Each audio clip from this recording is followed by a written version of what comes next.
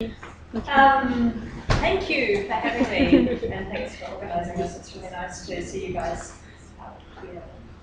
I usually see these people in class or in our lovely black box, but it's a nice change of scene. I was going to read this in a totally different order, but I sort of feel, picking up from a couple of things that have been read tonight. For some reason, this feels more appropriate to open with. I don't know if I've ever read this aloud before. It's a poem called The Black Valley. I think it's a poem really about states of emergency. One of the kind of sources that appears in here you might recognize text from the emergency, for the disaster preparedness videos that they play particularly at Central Station, I think. But one of the other sources is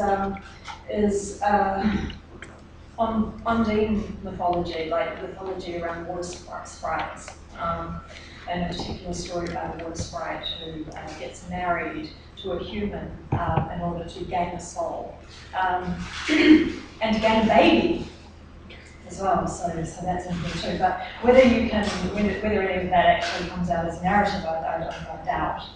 That is this poem. The Black Valley. Structure of a pond, structure of deferred tile, hot tent, orange light, and dog your flavoured spittle, exaggerated. An elephant, real dog as conjurer of a train. Real dog arms around night indigo.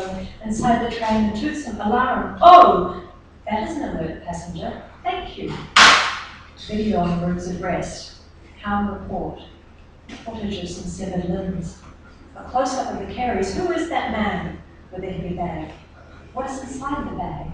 Why does he walk away? It's a wedding in the bag inside the wedding, glass wall behind the glass sea.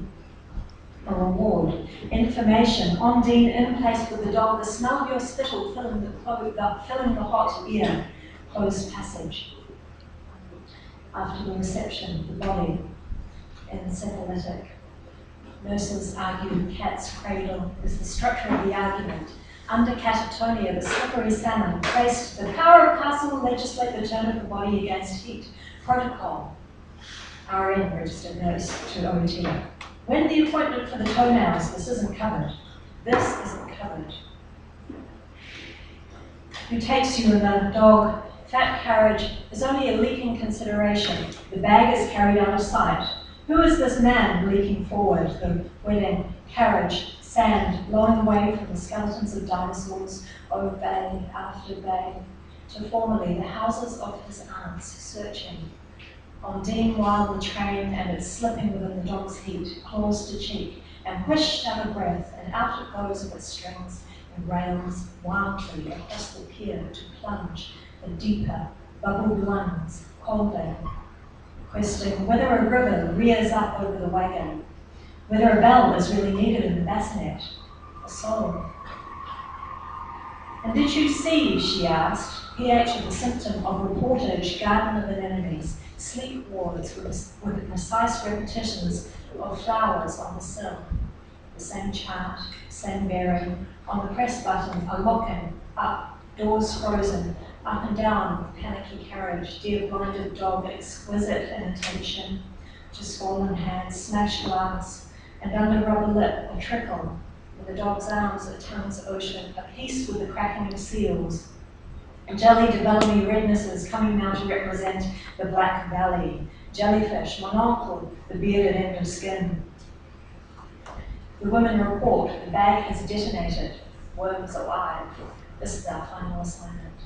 The women report without pressing the button. Open our mouths to the swim, open our mouths to the dog swim, whitely in the carries.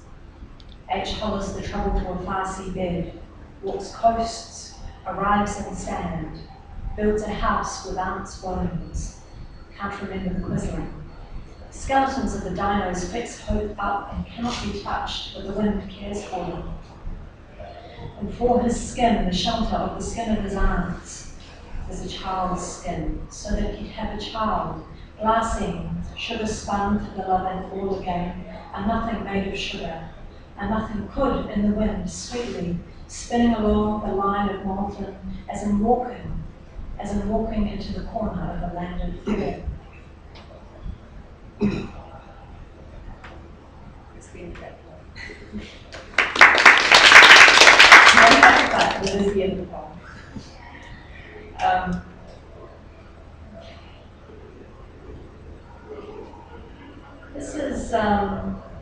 This is a poem I think of really as a tango lyric.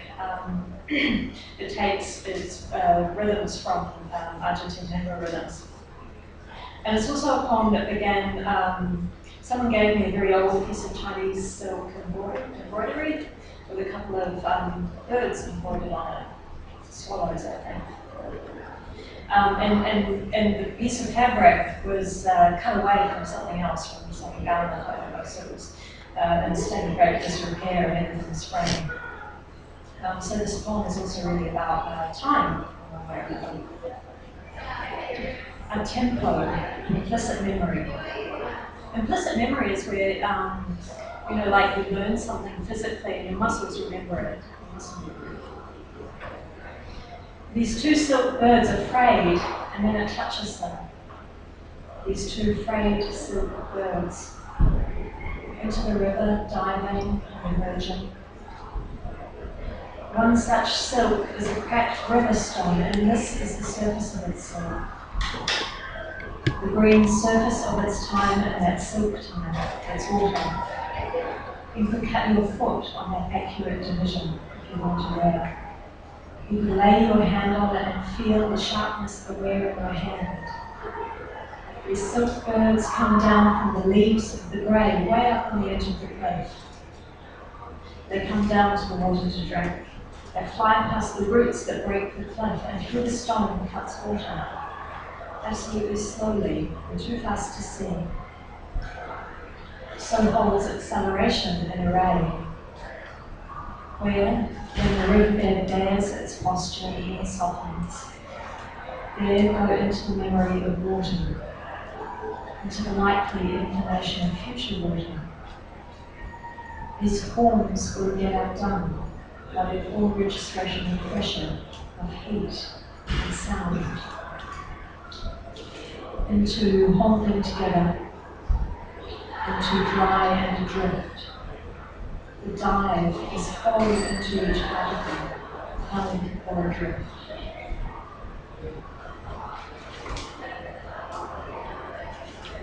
This is also a dance poem. This is from Art of Being About, and Being About was a wonderful choreographer, German choreographer, whose works. You can actually find a lot of recordings of her works on YouTube, which I would probably recommend. So this is a poem I wrote after kind of getting immersed in her beautiful choreographies for a while. It's called I Can See Through My Eyeballs. I can see through my eyeballs! A white cliff of hearing water is hearing a cliff nest boiled in milk.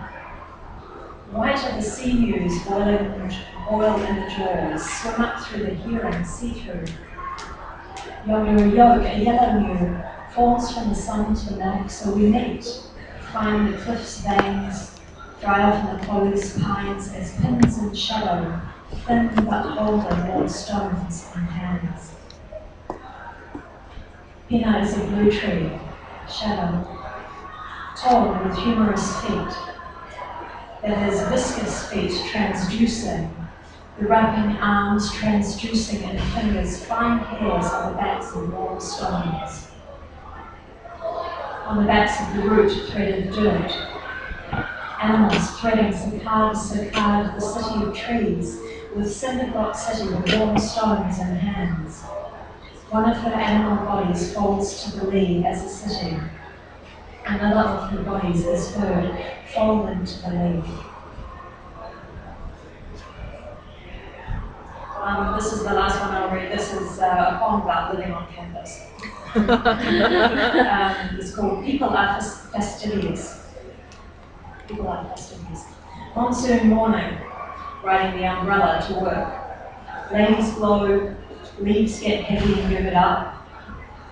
Flood in a well, what does that mean?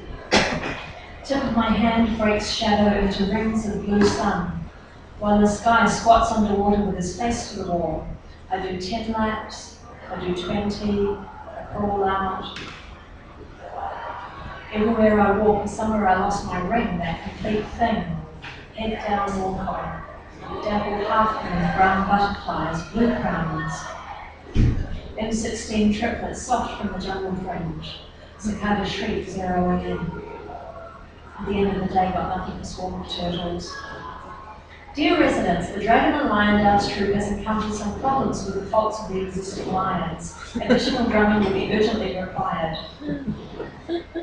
Dear Shirto, you are our best defense against terrorism. Learn to be vigilant and win attractive prizes. 9 a.m. The foggy man wears a t-shirt tied over his mouth and nose. His tractor chugs along the billowing fringe. Winds change. Fog takes him over, rolls over our block. Roaches fall out into their bags. A piano stumbles upstairs. Lion dance, cymbals, explode water. The outside finds its ladder to your window, shakes electrical wires to their roots. In the head of a beast, a body of 2 men, luck. Better watch out, they'll find green leaves for its asking mouth.